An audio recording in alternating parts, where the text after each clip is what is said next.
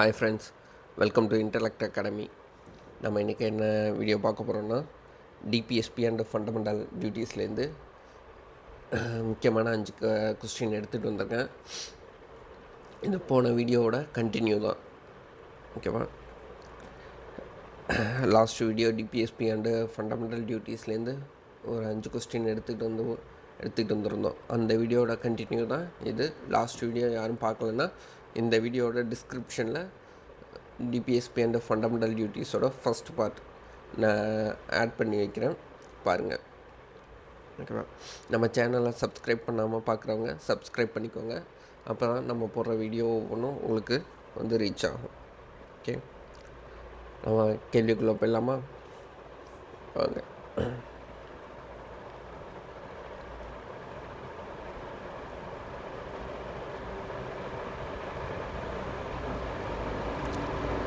First question, அரசுக்கு வழிகாட்டும் நெறிமுறைகளில் செய்யப்பட்ட திருத்தங்கள் தொடர்பாக பின்வரும் அம்சங்களை கவனியுங்கள். அரசுக்கு வழிகாட்டும் நெறிமுறைகளில் செய்யப்பட்ட திருத்தங்கள் தொடர்பாக பின்வரும் அம்சங்களை கவனியுங்கள். அதாவது வழிகாட்டு நெறிமுறைகளில் செய்யப்பட்ட திருத்தங்களை பற்றி இதில் கேட்குறாங்க.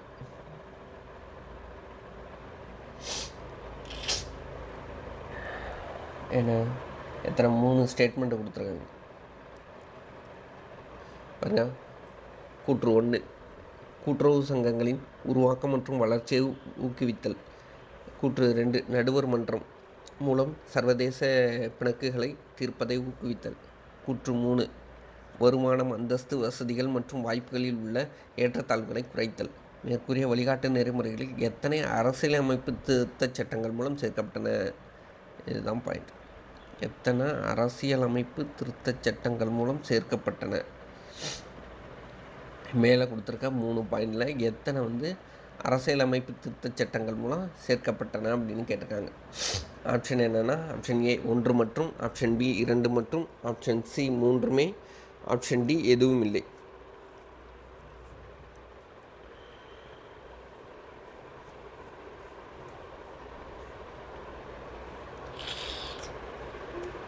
யோசிங்க, கொஞ்சம் திங்க் பண்ணி பாருங்கள். எது அரசியலமைப்பு திருத்தச் சட்டம் மூலம் எந்த பாயிண்டெல்லாம் சேர்த்துருக்காங்க? இது அரசு வழிகாட்டு நெறிமுறை கோட்பாடுகளில் சேர்த்துருக்காங்க, திருத்தம் பண்ணியிருக்காங்க. அதுதான் இப்போ கேட்டிருக்காங்க.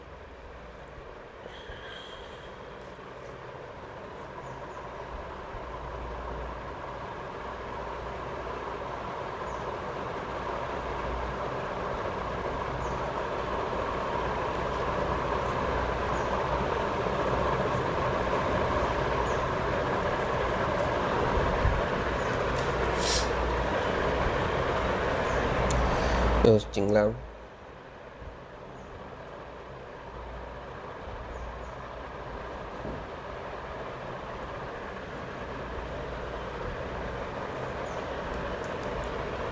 ஆன்சர் தெரிஞ்சவங்க ஆன்சரை கமெண்ட் பண்ணுங்கள்.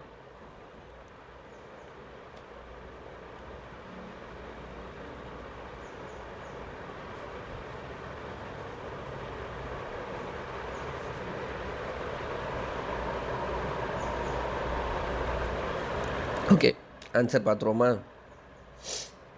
ஆன்சர் என்ன கேட்டிருக்காங்க? அரசு வழிகாட்டு நெறிமுறைகளில் செய்யப்பட்ட திருத்தங்கள் தொடர்பாக பின்வரும் அம்சங்களை கவனியுங்கள்.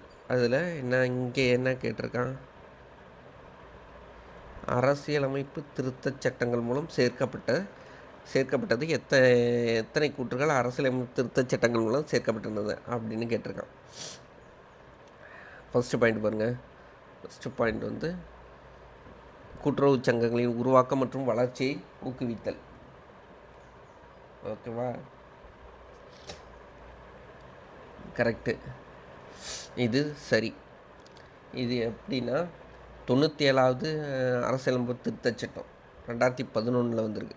97வது அரசியலமைப்பு திருத்தச் சட்டம் 2011. கூட்டுறவு சங்கங்கள், கூட்டுறவு சங்கங்களின் உருவாக்கம் மற்றும் வளர்ச்சியை ஊக்குவித்தல். எதுனா 97வது அரசியலமைப்பு திருத்தச் சட்டம் 2011 வந்தது. இது நடுவர் மன்றம் மூலம் சர்வதேச பிணக்குகளை தீர்ப்பதை ஊக்குவித்தல். இது கிடையாது, இது இந்த பாயிண்ட் கிடையாது.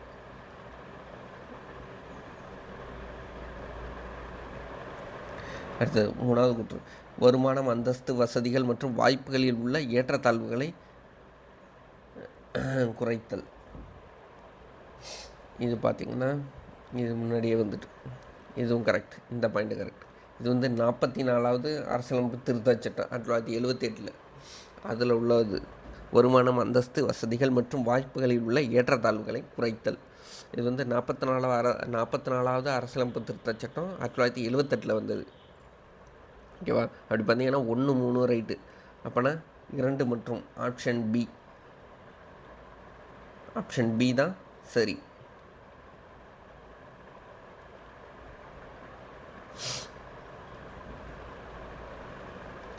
ஓகேவா? இப்போ இதுக்கான விளக்கத்தை பார்ப்போமா?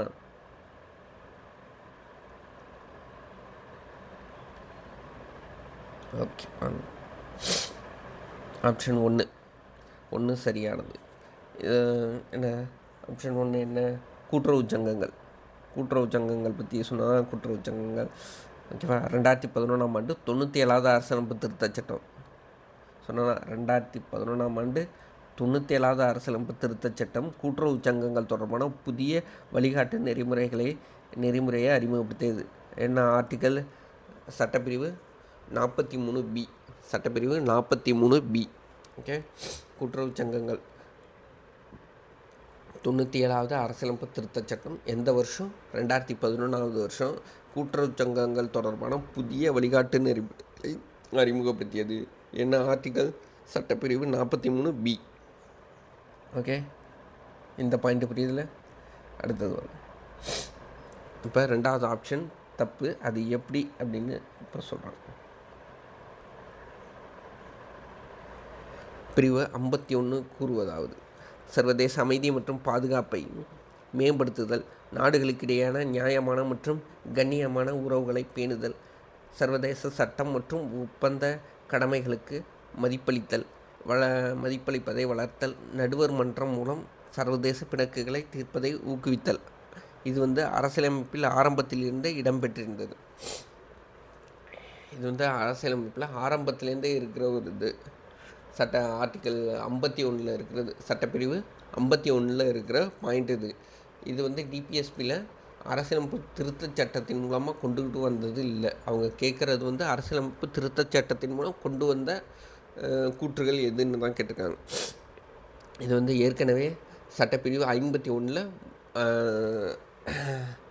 அரசியலமைப்பில் இருக்கிறது. இது வந்து அரசியலமைப்பு திருத்தச் சட்டத்தின் மூலமாக கொண்டுகிட்டு வந்தது இல்லை. அதுதான் பாயிண்ட். இன்னொரு அடி படிக்கிறேன் பார்த்துங்க. சட்டப்பிரிவு 51, சர்வதேச அமைதி மற்றும் பாதுகாப்பை மேம்படுத்துதல், நாடுகளுக்கு இடையேயான நியாயமான மற்றும் கண்ணியமான உறவுகளை பேணுதல், சர்வதேச சட்டம் மற்றும் ஒப்பந்த கடமைகளுக்கு மதிப்பளிப்பதை வளர்த்தல், நடுவர் மன்றம் மூலம் சர்வதேச பிணக்குகளை தீர்ப்பதை ஊக்குவித்தல். இது வந்து அரசியலமைப்பில் ஆரம்பத்திலிருந்தே இடம்பெற்றிருந்தது.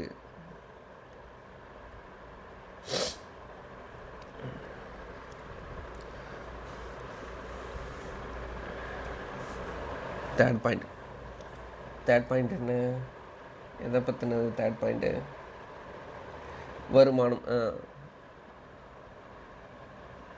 வருமானம், அந்தஸ்து, வசதிகள். ஓகே, இதை பாருங்க.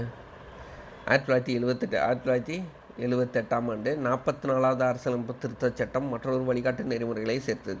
இது வருமானம், அந்தஸ்து, வசதிகள் மற்றும் வாய்ப்புகளில் உள்ள ஏற்றத்தாழ்வுகளை குறைப்பதில் அரசின் பங்கை வலியுறுத்தியது. சட்டப்பிரிவு 38. 2002ஆம் ஆண்டின் 86வது அரசியலமைப்பு திருத்தச் சட்டம் சட்டப்பிரிவு 45 உள்ளடக்கத்தை மாற்றியமைத்து தொடக்க கல்வி பிரிவை 21A கீழ் ஒரு அடிப்படை உரிமையாக மாற்றியது. சட்டப்பிரிவு 21A கீழ் ஒரு அடிப்படை உரிமையாக மாற்றியது. ஓகேவா? என்ன கேட்டிருக்காங்க? 1978ஆம் ஆண்டு 44வது அரசியலமைப்பு திருத்தச் சட்டம் மற்றொரு அரசு வழிகாட்டு நெறிமுறைகளை சேர்த்தது.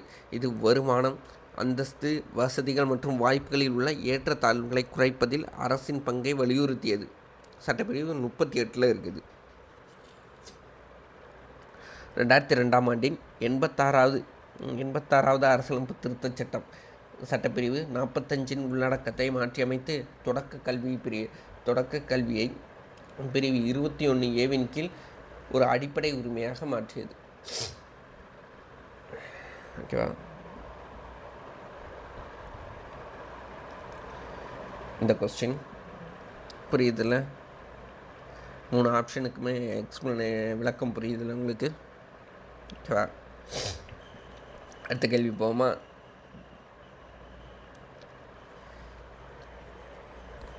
ரெண்டாவது கேள்வி.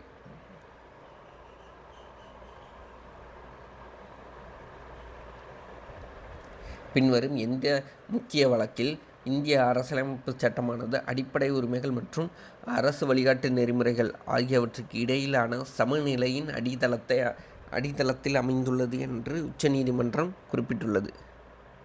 என்ன கேட்டிருக்காங்க?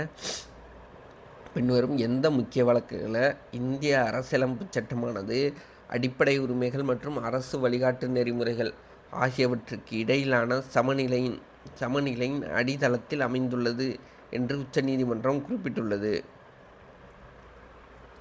ஆப்ஷன்ஸ் கொடுத்துருக்காங்க, பார்ப்போம்.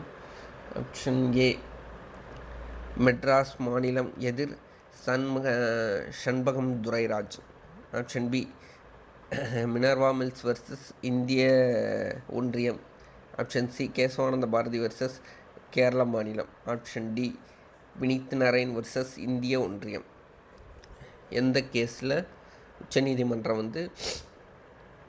அடிப்படை உரிமைகள் மற்றும் அரசு வழிகாட்டு நெறிமுறைகள் ஆகியவற்றுக்கு இடையான சமநிலையின் அடித்தளத்தில் அமைந்துள்ளது அப்படின்னு ஸ்டேட்மெண்ட் உச்சநீதிமன்றம் கொடுத்துருக்காங்க. அவங்க கேட்குறது எந்த கேஸில்? ஓகே, யோசிங்க.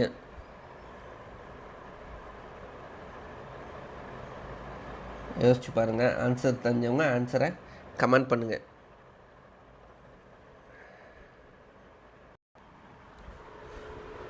ஆன்சர் என்னன்னு பார்த்துடலாமா? ஓகேவா? ஆன்சர் என்ன?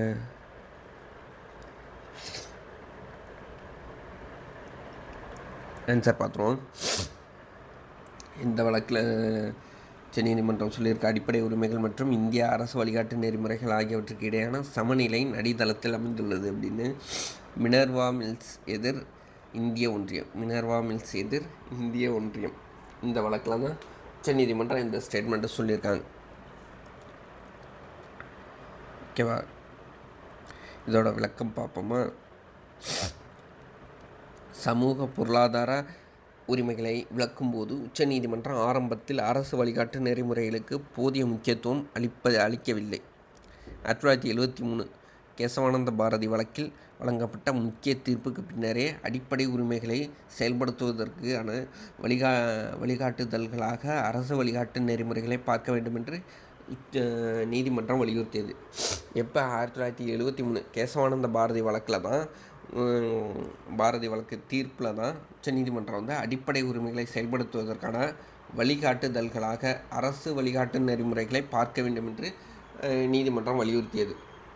அதாவது கேசவானந்த பாரதி வழக்கு இப்போ 1973 அதில் தான் அடிப்படை உரிமைகளை செயல்படுத்துவதற்கு வழிகாட்டிகளாக அரசு வழிகாட்டு நெறிமுறைகளை பார்க்க வேண்டும் அப்படின்னு உச்சநீதிமன்றம் வலியுறுத்தியது. இந்த மினர்வா மில்ஸ் வழக்கு, ஓகேவா? இப்போ நம்ம இது 1980 நடந்தது. 1980 மினர்வா மில்ஸ் வழக்கில் நீதிபதி BN பகவதி. யார்? நீதிபதி BN பகவதி அடிப்படை உரிமைகள் மற்றும் அரசு வழிகாட்டு நெறிமுறைகள் ஆகியவற்றுக்கு இடையான அடிப்படை சமநிலையை சுட்டிக்காட்டினார். ஒன்றிற்கு மற்றொன்று விட முழுமையான முன்னுரிமை அளிப்பது அரசியலமைப்பின் இணக்கத்தன்மையை குலைத்துவிடும் என்று அவர் குறிப்பிட்டார். ஒன்றை விட இன்னொன்றுக்கு முக்கியத்துவம் கொடுக்கறது அரசியலமைப்போட இணக்கத்தன்மையை குலைத்து விடும் அப்படின்னு அவர் சொல்லியிருக்காரு. இப்போ இது 1980 மினர்வா மில்ஸ் வழக்கில் நீதிபதி PN பகவதி அடிப்படை உரிமைகள் மற்றும் அரசு வழிகாட்டு நெறிமுறைகள் ஆகியவற்றிற்கு இடையான அடிப்படை சமநிலையை சுட்டிக்காட்டி ஒன்றிற்கு மற்றொன்றை விட முழுமையான முன்னுரிமை அளிப்பது அரசியலமைப்பின் இணக்கத்தன்மையை குலைத்துவிடும் அப்படின்னு குறிப்பிட்டிருக்கார். அடிப்படை உரிமைகளுக்கும் அரசு வழிகாட்டு நெறிமுறைகளுக்கும் இடையான முரண்பாடு ஏற்படும் போது அடிப்படை உரிமைகளே மேலோங்கும் என்பதை சண்பகம் துரைராஜன் வழக்கு 1951. இது அடிப்படை உரிமைகளுக்கும் அரசு வழிகாட்டு நெறிமுறைகளுக்கும் இடையான முரண்பாடு ஏற்படும் போது அடிப்படை உரிமைகளே மேலோங்கும் என்பதை சண்பகம் துரைராஜன் வழக்கு நிலைநாட்டியது. எப்போ செண்பகம் துரைராஜன் வழக்கு? 1951. செண்பகம் துரைராஜன் வழக்கு 1951.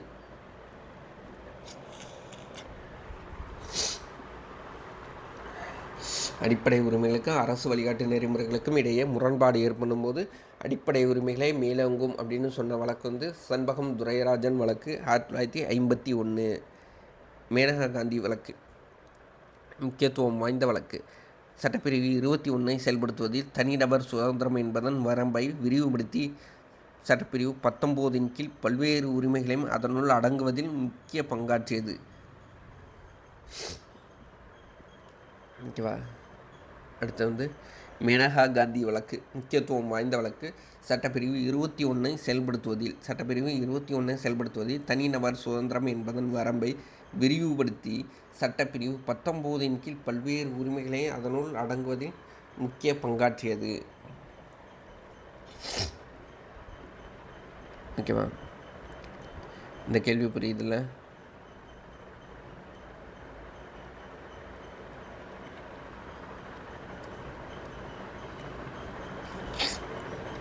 ஓகே, அடுத்த கேள்வி போலாமா? 3வது கேள்வி.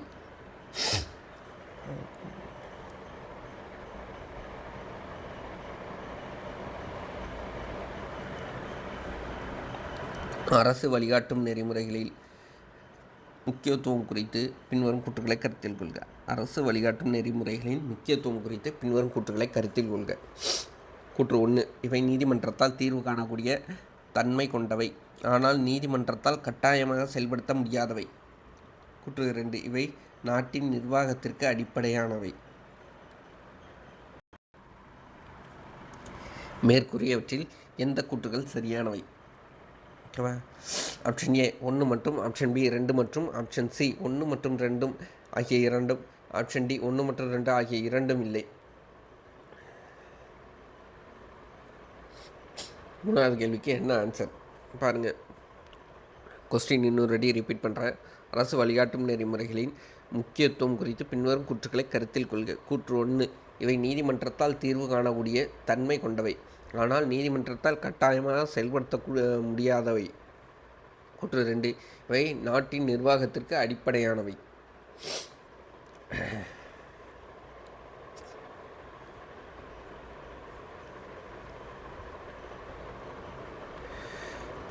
எந்த கூற்று சரியானது?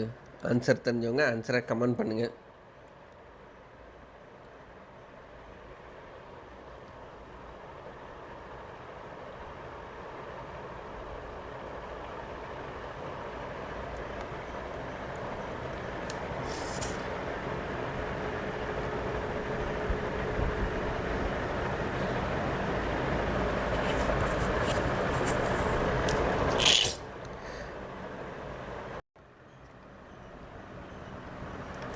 ஆன்சர் என்னன்னு பார்த்துருவோமா? ஆன்சர், இவை நாட்டின் நிர்வாகத்திற்கு அடிப்படையானவை.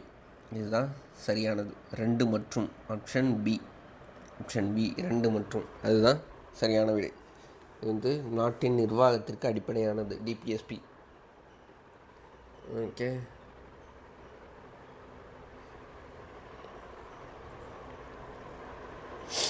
இந்த பாயிண்டில் என்ன தப்புன்னா, நீதிமன்றத்தால் தீர்வு காணக்கூடிய தன்மை கொண்டவைன்னு இருக்குது. நீதிமன்றத்தால் தீர்வு காணக்கூடிய தன்மை கிடையாது. இப்போ அடிப்படை உரிமைகளில் எதுவும் அரசு செய்யலை அப்படிங்கன்னா கோர்ட்டுக்கு தனி நபர் போகலாம். இதேமாரி பண்ணலை, கவர்மெண்ட் பண்ணலை அப்படின்னு சொல்லிட்டு கவர்மெண்ட் மேலேயே கேஸ் போடலாம். ஆனால் டிபிஎஸ்பியில் மென்ஷன் பண்ணி அது மாதிரி தனி நபர் கேஸ் போட முடியாது.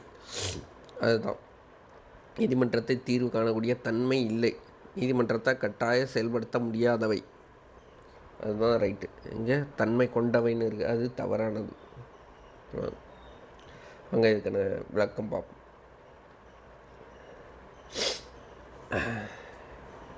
இந்திய அரசியலமைப்பின் 4ஆம் பகுதியில் குறிப்பிட்டுள்ள அரசு வழிகாட்டும் நெறிமுறைகள் கொள்கைகள் வகுக்கும் போது சட்டங்களை இயற்றும் போதும் அரசாங்கம் பின்பற்ற வேண்டிய வழிகாட்டுதல்கள். இருப்பினும் இவை நீதிமன்றத்தால் தீர்வு காண முடியாதவை. அதான் ஃபஸ்ட்டு பாயிண்ட். நீதிமன்றத்தால் தீர்வு காண முடியாதவை, அதாவது சட்ட ரீதியாக நீதிமன்றங்களால் இவற்றை அமல்படுத்த முடியாது. அடிப்படை உரிமைகளைப் போலன்றே அரசு டிபிஎஸ்பியை செயல்படுத்த தவறினால் தனிநபர்கள் அவற்றை அமல்படுத்த கோரி நீதிமன்றத்தை அணுக முடியாது. ஓகேவா? ஃபஸ்ட்டு பாயிண்டில் என்ன தப்பாக இருக்குன்னு பார்த்துக்கிட்டிங்களா? அடுத்தது, இந்திய அரசியலமைப்பின் 37வது பிரிவு டிபிஎஸ்பியின் முக்கியத்துவத்தை அங்கீகரிக்கிறது. டிபிஎஸ்பி சட்ட ரீதியாக அமல்படுத்தக்கூடியவை அல்ல என்றாலும் நாட்டின் நிர்வாகத்திற்கு அவை அடிப்படையானவை என்று கூறுகிறது.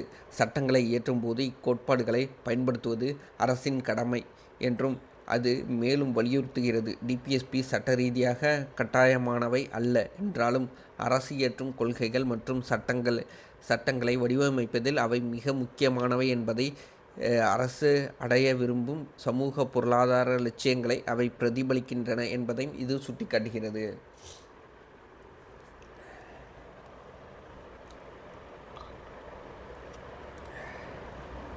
ஓகேவா? புரியுதா? 3வது கொஸ்டின் புரியுதில்ல?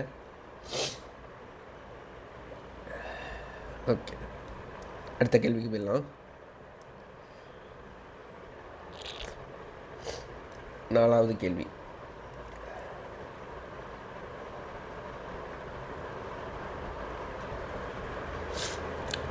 அடிப்படை உரிமைகளும் அடிப்படை கடமைகளும் எவ்வாறு ஒன்றை பூர்த்தி செய்கின்றன? அடிப்படை உரிமைகளும் அடிப்படை கடமைகளும் எவ்வாறு ஒன்றை பூர்த்தி செய்கின்றன? ஃபண்டமெண்டல் ரைட்ஸும் ஃபண்டமெண்டல் டியூட்டிஸும். ஓகேவா? அடிப்படை உரிமைகளும் அடிப்படை கடமைகளும் எவ்வாறு ஒன்றை பூர்த்தி செய்கின்றன? 3 கூற்று கொடுத்துருக்காங்க. கூற்று 1, அடிப்படை உரிமைகள் தனிமனித சுதந்திரத்தை உறுதி செய்கின்றன. அதே வேளையில் அடிப்படை கடமைகள் பொறுப்பான குடிமை உணர்வை ஊக்குவிக்கின்றன. ஓகே. 2வது கூற்று, அடிப்படை உரிமைகள் தனிநபரை அரசின் நடவடிக்கைகளிலிருந்து பாதுகாக்கின்றன. அதே வேளையில் அடிப்படை கடமைகள் சமூக நல்லிணக்கத்தை மேம்படுத்துகின்றன. கூற்று 3, இவை இரண்டும் தனிமனித உரிமைகளுக்கும் சமூக பொறுப்புக்கும் இடையே ஒரு சமநிலையை ஊக்குவிக்கின்றன. மேற்கூறிய கூற்றுகளில் எத்தனை சரியானவை?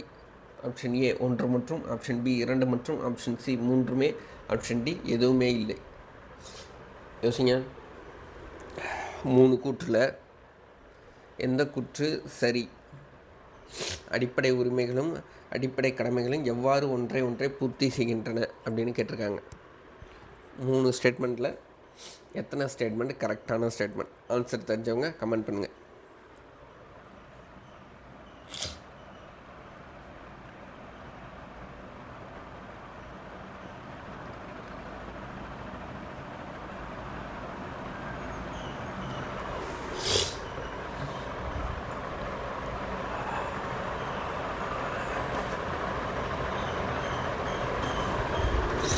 ஆன்சர் பார்த்துருவோமா?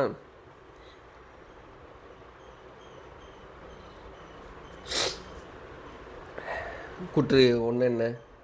அடிப்படை உரிமைகள் தனிமனித சுதந்திரத்தை உறுதி செய்கின்றன. அதே வேளையில் அடிப்படை கடமைகளும் பொறுப்பான குடிமை உணர்வை ஊக்குவிக்கின்றன. Point correct.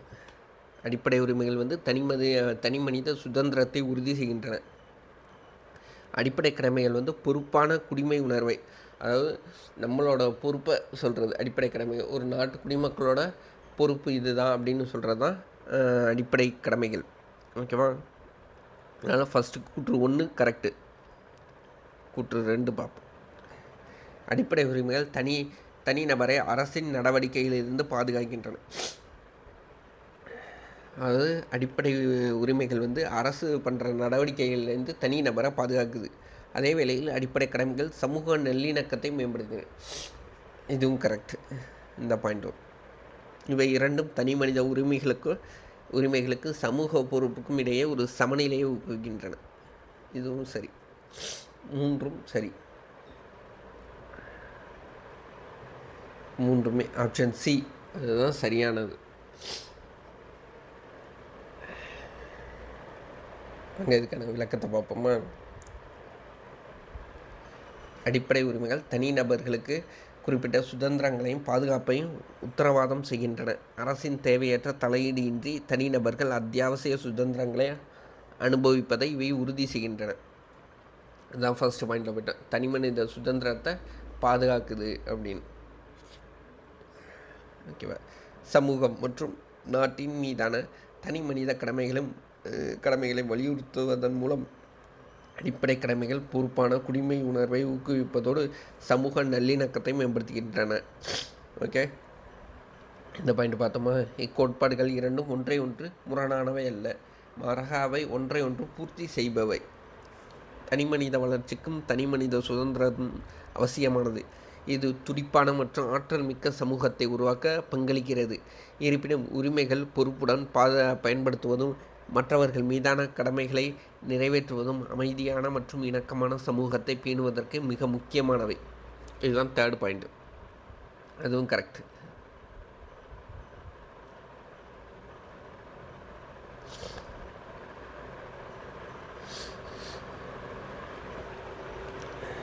அடிப்படை உரிமைகள் தனிநபர்களை அரசின் தன்னிச்சையான நடவடிக்கைகளிலிருந்து பாதுகாக்கின்றன மற்றும் அடிப்படை சுதந்திரங்களை உறுதி செய்கின்றன. இருப்பினும் அடிப்படை கடமைகள் நிறைவேற்றுவது சமூக ஒற்றுமைக்கு மேம்படுத்துவதோடு தனிநபர்கள் சமூகத்திற்கு ஆக்கப்பூர்வமான பங்களிப்பை வழங்கவும் ஊக்குவிக்கிறது.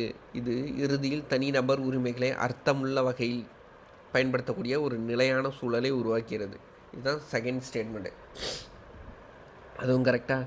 எனவே ஜனநாயகத்தில் அடிப்படை உரிமைகள் மற்றும் அடிப்படை கடமைகள் ஆகிய இரண்டும் முக்கிய பங்காற்றுகின்றன. தனிநபர் சுதந்திரம் மற்றும் சமூக பொறுப்புணர்வு ஆகியவற்றுக்கிடையே சமநிலையை உருவாக்க இவை இணைந்து செயல்படுகின்றன. இதன் மூலம் இறுதியில் மிகவும் நீதியான மற்றும் சமத்துவமான சமூகத்தை உருவாக்க இவை பங்களிக்கின்றன.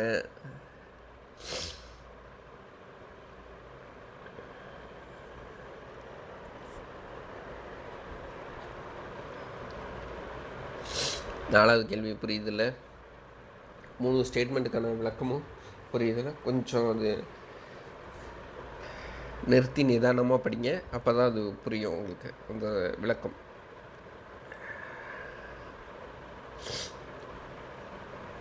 ஓகேவா? அடுத்த கேள்வி பார்த்துடலாமா?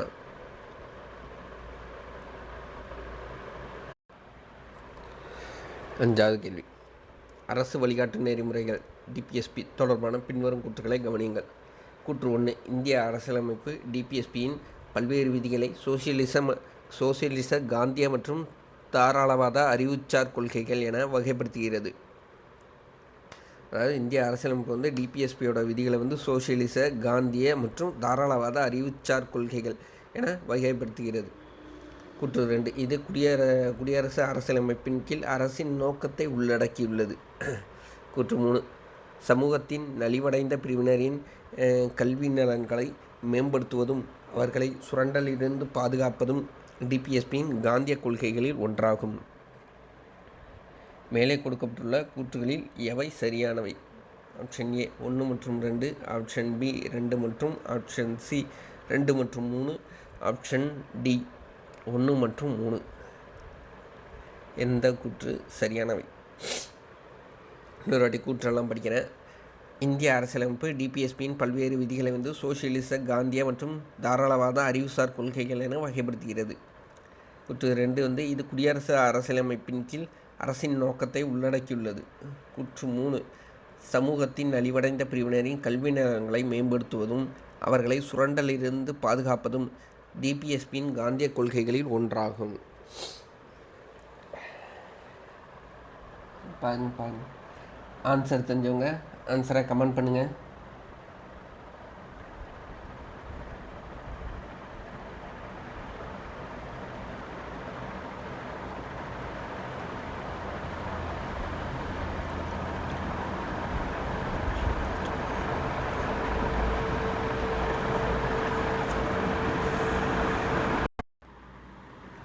ஓகே, ஆன்சர் என்னன்னு பார்த்துருவோமா?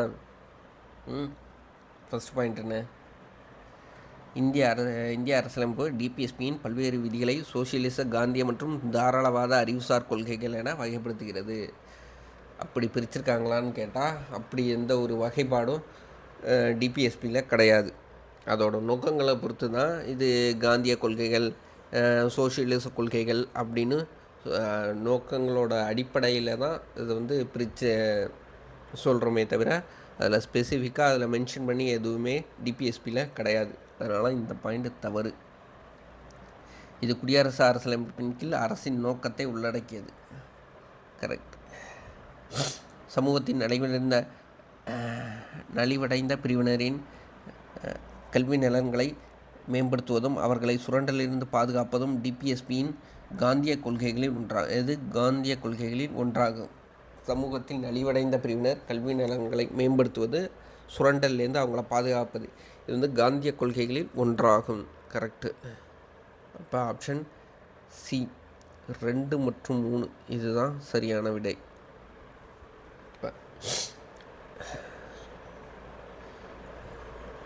இதில் என்ன தவறுனா அந்த மாதிரி கேட்டகரி கிடையாது. அதோட நோக்கங்களை வச்சு தான் இது சோசியலிச கொள்கை, காந்திய கொள்கை அப்படின்னு சொல்கிறாங்க. கேட்டகரி பண்ணி டிபிஎஸ்பியில் எதுவுமே கிடையாது. ஓகே, வாங்க எக்ஸ்ப்ளனேஷன் பார்க்கலாம். ஒன்று தவறானது. அரசியலமைப்பில் வழிகாட்டும் நெறிமுறைகளில் எந்த ஒரு வகைப்பாடும் குறிப்பிடவில்லை. அதான் சொன்னல, எந்த ஒரு கேட்டகரியும் பிரிக்கலை, வகைப்பாடும் குறிப்பிடப்படவில்லை. இருப்பினும் அவற்றின் உள்ளடக்கம் மற்றும் நோக்கங்கள் அடிப்படையில் அவற்றை சோசியலிச, காந்திய மற்றும் தாராளவாத அறிவுச்சார் என 3 பரந்த வகைகளாக பிரிக்கலாம். கூற்று 2 செகண்ட் ஸ்டேட்மெண்ட். அரசியலமைப்பின் நோக்கம் என்பது சமூக மற்றும் பொருளாதார ஜனநாயகம் போன்ற அரசியலமைப்பின் குறிக்கோள்கள் மற்றும் அபிலாஷைகளை குறிக்கிறது. என்ன செகண்ட் ஸ்டேட்மெண்ட்னா இது குடியரசு அரசியலமைப்பின் கீழ் அரசின் நோக்கத்தை உள்ளடக்கியுள்ளது. கரெக்ட். ஓகே, அரசியலமைப்போட குறிக்கோள்கள் மற்றும் அபிலாஷைகளை குறிக்கிறது. இது டிபிஎஸ்பி. Third statement. காந்திய கொள்கைகள். இக்கொள்கைகள் காந்திய கோட்பாடுகளை அடிப்படையாக கொண்டவை. தேசிய இயக்கத்தின் போது காந்தியால் முன்வைக்கப்பட்ட மறுசீரமைக்கப்பட்ட திட்டங்கள் இவை பிரதிபலிக்கின்றன. காந்தியின் கனவுகளை நனவாக்கும் வகையில் அவரது சில கருத்துக்கள் வழிகாட்டு நெறிமுறையில் சேர்க்கப்பட்டன. பட்டியல் ஜாதியினர் எஸ்சிஸ், பட்டியல் பழங்குடியினர் எஸ்டிஸ் மற்றும் சமூகத்தின் பிற நலிவடை பிரிவினரின் கல்வி மற்றும் பொருளாதார நலன்களை மேம்படுத்தவும், சமூக அநீதி மற்றும் சுரண்டல்களிலிருந்து அவர்களை பாதுகாக்கவும் இது அரசை வலியுறுத்துகிறது. ஆர்டிக்கல் என்ன? சட்டப்பிரிவு 46. என்ன பாயிண்ட் இது? பட்டியல் ஜாதியினர், பட்டியல் பழங்குடியினர் மற்றும் சமூகத்தின் பிற நலிவடைந்த பிரிவினர் கல்வி மற்றும் பொருளாதார நலன்களை மேம்படுத்தவும், சமூக அநீதி மற்றும் சுரண்டலிலிருந்து அவர்களை பாதுகாக்கவும் இது அரசை வலியுறுத்துகிறது. என்ன ஆர்டிக்கல்? சட்டப்பிரிவு 46. ஓகேவா?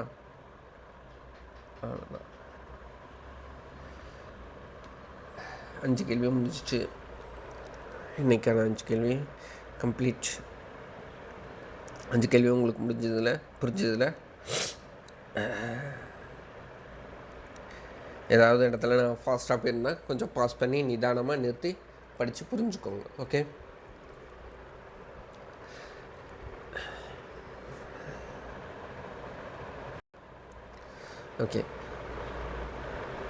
டிபிஎஸ்பி ஃபண்டமெண்டல் டியூட்டிஸோட ஃபஸ்ட் பார்ட் பார்க்கலன்னா இந்த வீடியோவோட டிஸ்கிரிப்ஷனில் நான் ஆட் பண்ணுறேன், பாருங்கள். இந்த வீடியோ பிடிச்சிருந்தா லைக் பண்ணுங்கள், ஷேர் பண்ணுங்கள், சப்ஸ்கிரைப் பண்ணாமல் பார்க்குறவங்க நம்ம சேனலை சப்ஸ்கிரைப் பண்ணி வச்சுக்கோங்க. அப்போ தான் இதுக்கு முன்னாடி போட்ட வீடியோ, இதுக்கப்புறம் போட போகிற வீடியோ எல்லாமே உங்களுக்கு நோட்டிஃபிகேஷனில் வரும். ஓகேவா? சப்போர்ட் பண்ணுங்கள். தேங்க்யூ.